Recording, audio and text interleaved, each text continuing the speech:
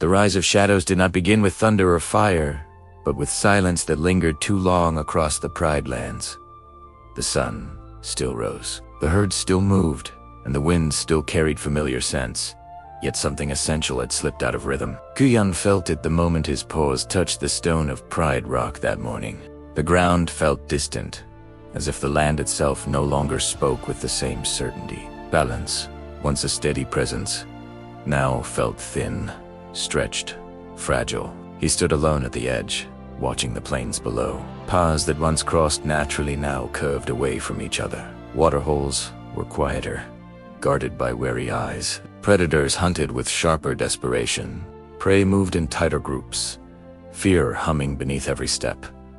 Nothing had broken yet, but everything was bending. The Lion Guard gathered behind him, sensing the same unease without needing words. Fuli paced restlessly, speed trapped inside her muscles, with nowhere to run. Besht stood firm, calm as always, though even his steady breathing carried strain. Ono circled above, wings cutting clean lines through the air, reporting shifts in movement that made no sense. Bunga bounced less than usual, his humor dulled by a tension he did not understand but deeply felt. The first sign came from the out. A low, unnatural shadow stretched across the earth, despite the sun standing high. It did not block the light, it bended, warping color and sound alike. Animals froze as it passed, breath held, instinct screaming. The shadow did not attack. It observed, and in that observation, something ancient stirred. Kion led the guard toward the disturbance, every step heavier than the last. As they moved farther from Pride Rock, the air grew colder, carrying whispers that were not quite sound. Memories surfaced uninvited. Hunger, fear, loss, regret. Each shadowed step pulled truth from the past. Truth's balance had smoothed over but never erased. They found the source in a clearing where light and darkness overlapped unnaturally. Shapes moved within the shadow, not creatures, but ideas given form. Doubt took shape. Resentment found edges. Long-buried anger breathed again. The shadows did not roar or strike. They spoke softly, offering understanding rather than threat. They spoke of a circle of life that demanded obedience without consent, of balance that claimed fairness, while quietly deciding who must suffer and who must endure. They reminded predators of nights starving beneath rules they did not write. They reminded prey of generations living in fear, trusting balance to protect them while it asked them to run. The land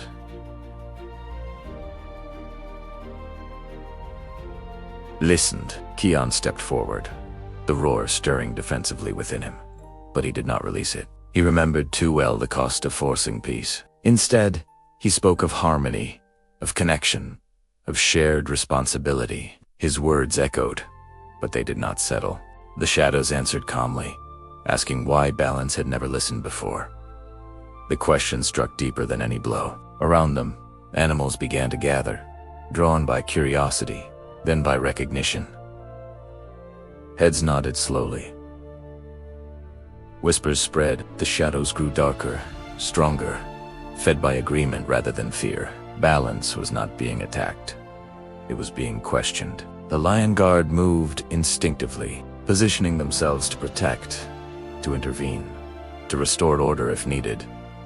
Yet Kion felt a strange hesitation grip him. This was not chaos yet. This was conversation. Dangerous, yes, but honest. The shadows rose higher as night approached, stretching across the plains, touching the borders of the Pride Lands themselves. Where they passed, arguments flared, old grievances resurfaced, boundaries blurred. Balance began to unravel not through violence, but through belief. Kion felt the ancestors watching, silent and heavy. For the first time, they did not guide him. They waited. As darkness fell, the Pride Lands did not sleep. Fires burned low, not for warmth, but for gathering. Groups formed, not by species, but by shared resentment and shared hope. Some spoke openly of ending the circle of life, of replacing it with strength alone. Others clung desperately to tradition, terrified of a world without balance. The shadows stood between them, calm and patient. Kion realized then that this was the true beginning of war.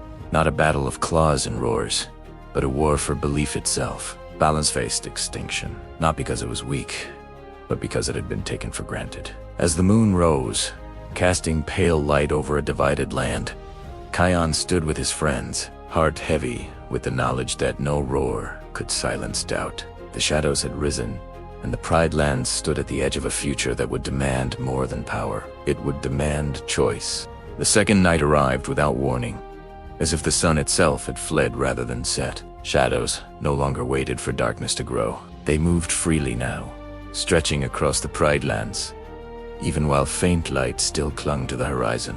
Kion felt them brushing against his thoughts, as much as his paws, tugging at memories he wished he could ignore. Balance was not just weakening.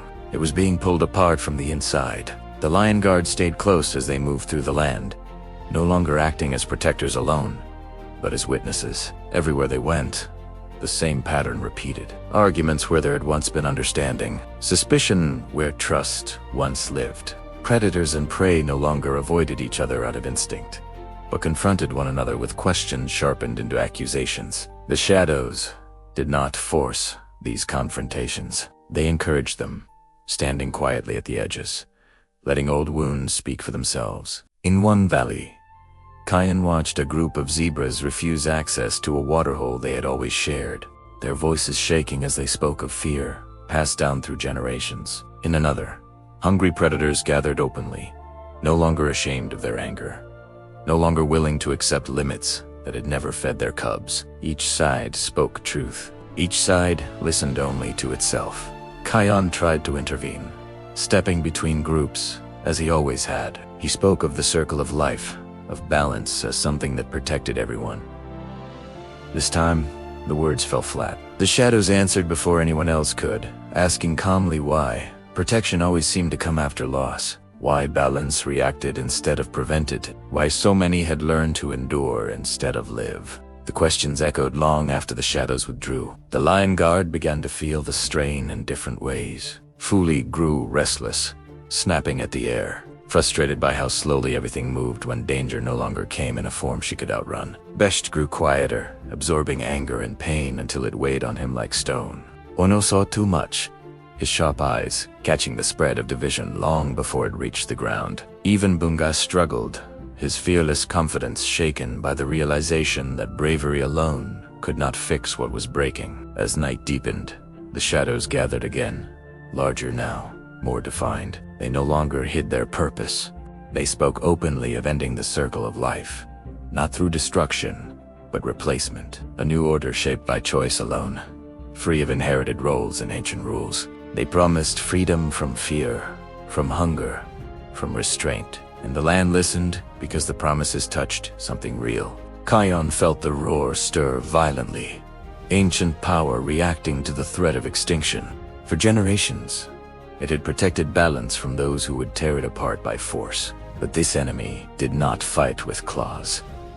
It fought with truth sharpened into persuasion. The roar felt wrong here, like shouting during a confession. The ancestors appeared briefly that night, their presence heavy and uncertain.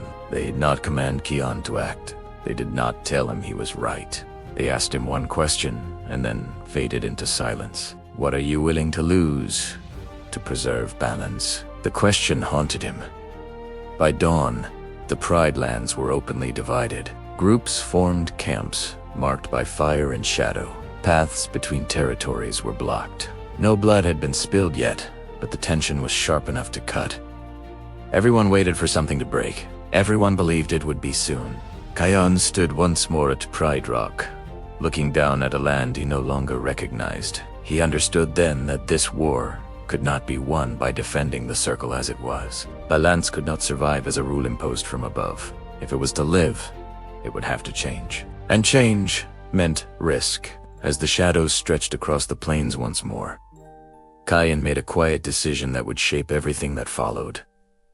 He would stop trying to silence the questions. He would face them. Even if the answers destroyed the world he had sworn to protect. The shadows watched, patient and pleased, as the leader of the Lion Guard prepared to challenge not just them, but the very idea of balance itself. The third night arrived heavier than the two before it, carrying smoke from distant fires and the weight of a pride lands fractured by doubt. The wind whispered across burned grass and scorched trees, stirring memories of what had been and warning of what could be lost forever. Kion felt the darkness pressing closer than ever, not just around the land, but inside him, feeding on every hesitation, every question he could not answer. This was the true final battle, not against claws or teeth, but against uncertainty, fear, and the choices of every living creature he had sworn to protect. The Lion Guard stayed close, but even together they felt the tension pressing down. Fuli's movements were restless, sharper, faster than usual, but she could not outrun the weight of despair that had settled across the Pride lands.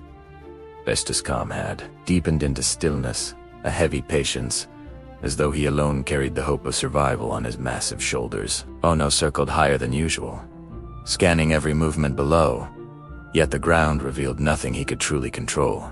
Bunga stayed near Kion, smaller and braver than ever, drawing courage from loyalty when he had none of his own. Across the plains, the shadows were no longer subtle. They had grown solid, forming shapes that were not entirely animal or entirely something else. Their presence warped light and sound, bending perception, feeding on doubt. Animals who had once trusted instinct now questioned every movement, every choice, every ally. Predators hesitated before attacking. Prey froze at the sound of familiar calls. Even the rivers and rocks seemed uncertain, as if the land itself had learned fear. Kion stepped into the center of the valley, the roar in his chest stirring violently. He did not release it. He knew now that force alone could no longer save the Pride lands. Not when belief itself was fractured. He spoke instead, his voice carrying across the plains. Despite the crackling fires and the hiss of shadows moving through the grass, he spoke of truth. That the circle of life had failed in some ways, that balance had been taken for granted, that mistakes had been made by ancestors and leaders alike. The shadows responded, calm and unyielding. They asked why he and the guard still believed in a system that had allowed fear and anger to fester unchecked. They promised freedom from rules, from restraint, from expectation. A world ruled by choice alone, they said, was a world stronger than one bound by tradition. Kion listened, feeling the weight of their words in his chest. Then he turned to the animals gathered in trembling groups across the plains. He told them that the circle of life was not perfect, and it had never promised perfection. But it had always been built on one truth, that every choice, every act of care, mattered.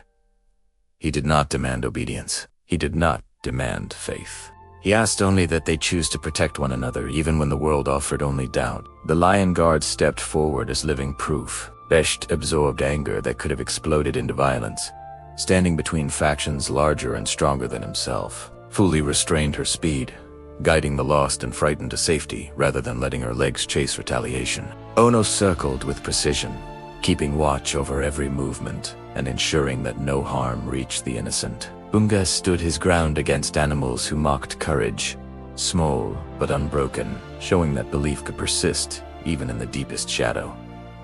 The shadows recoiled. They were strong when certainty fueled them, but even a fragile hope could weaken them. Every act of choice, every refusal to surrender to despair, caused the shapes to waver, flicker, fade. As the first light of dawn broke over the horizon, the fires across the plains were still burning, but something had changed. The Pride lands were scarred, divided, unsure, but not defeated. Kion lifted his head, feeling the raw pulse within him, not as a weapon, but as a heartbeat of resilience. The final war had not ended with conquest or annihilation. It had ended with choice. The Pride lands would never be the same. Balance would never be simple again.